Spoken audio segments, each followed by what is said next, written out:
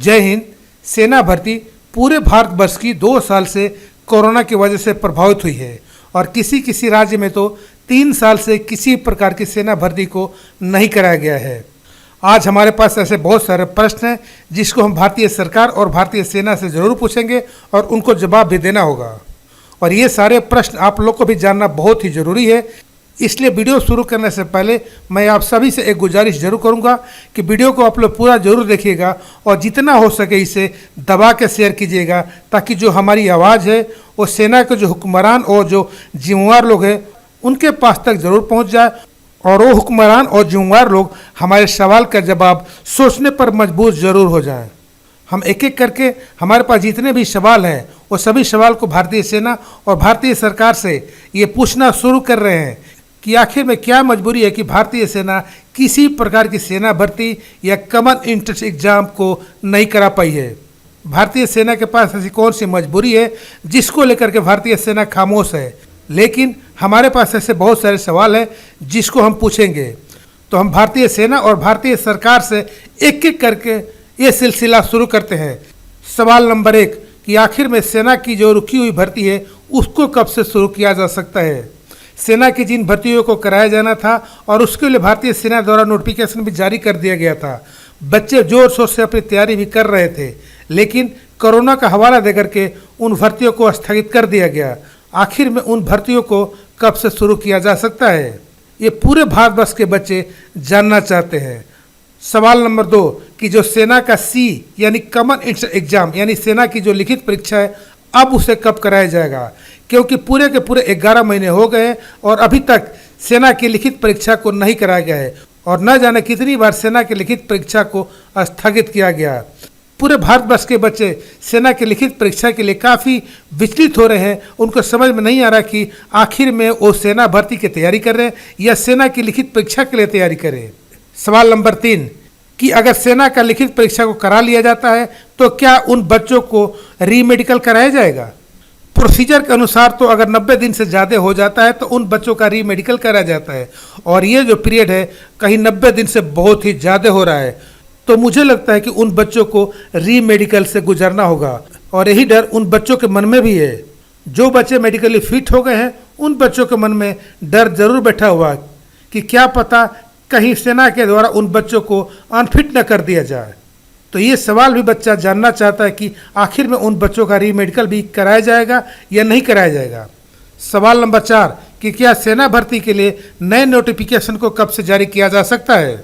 अभी तक तो रुकी हुई भर्तियों को भी नहीं कराया गया है और न ही किसी प्रकार का नोटिफिकेशन है कि जो सेना की रुकी हुई भर्ती है उसको कब कराया जाएगा। तो सवाल ये उठता है कि क्या सेना की भर्ती के लिए नए नोटिफिकेशन को भारतीय सेना के द्वारा अब कब से जारी किया जा सकता है।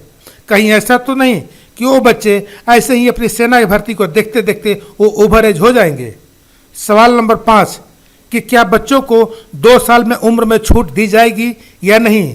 कोरोना की वजह से 2 साल और कहीं कहीं 3 साल से सेना भर्ती प्रभावित है। ये सभी जानते हैं कि सेना भर्ती के लिए एज 17.5 से 21 और 17.5 से 23 वर्ष से दिया जाता है।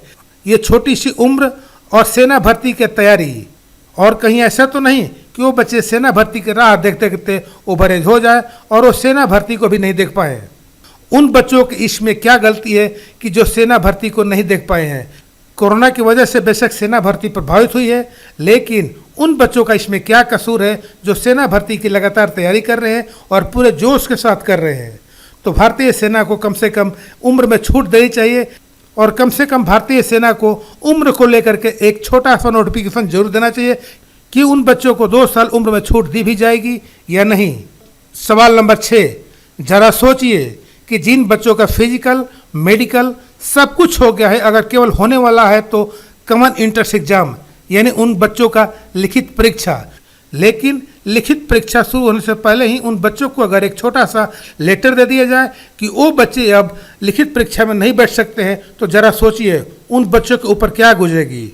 मैं बात कर रहा हूँ RTJCO यानी रिलीजियस टीचर धर्मगुरु।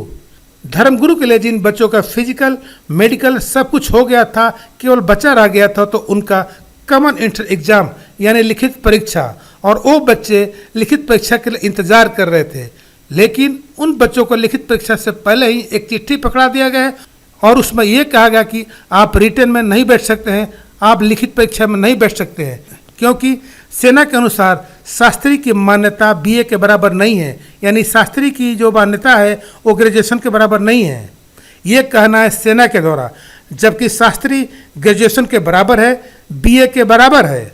तो सवाल उठता है कि आखिर में सेना की ऐसी क्या मजबूरी है कि उन बच्चों को फिजिकल और मेडिकल होने के बाद उन बच्चों को ऐसी खबर दी जाती है।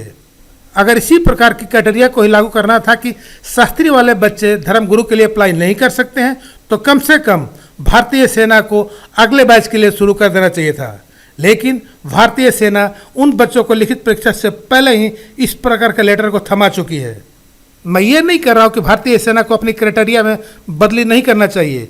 भारतीय सेना समय समय पर अपनी क्राइटेरिया में बदली करती रहती है, लेकिन ऐसा पहली बार हो रहा है कि जिन बच्चों का फिजिकल और मेडिकल सब कुछ हो गया है, होना है तो केवल लिखित परीक्षा, और उन बच्चों के लिखित परीक्षा से पहले ही ये कह दिया जाता है कि आप रिटन में नहीं बैठ पाएंगे क्योंकि आप उस क्राइटेरिया में खरे नहीं उतरते हैं। क्योंकि भारतीय सेना के अनुसार शास्त्री जो है वो बीए के इक्विवेलेंट नहीं है, यानी ग्रेजुएशन के इक्विवेलेंट नहीं है। मैं आपको बता दूं कि इसके विरोध में सामाजिक कार्यकर्ता, संत समाज और जितने भी आर्मी लवर्स हैं, इन सब का विरोध कर रहे हैं। तो ये बहुत सारे ऐसे सवाल हैं जिसे हम भारतीय सेना और भारतीय सरकार से पूछ रहे हैं, और भारतीय सेना को इसका जवाब भी देना चाहिए। तो हमारे पास ऐसे ही बहुत सारे सवाल हैं जो हम पूछना चाहते हैं। मैं आप सभी से एक बात जरूर गुजारिश करूंगा कि जितना हो सके इस वीडियो को आप लोग शेयर कर दो, ताकि हमारी और आपकी आवाज़ हुक्मरानों और जिम्मेवार लोगों तक जरूर पहुंच जाए। अपना ख्याल रखिएगा। जय हिंद।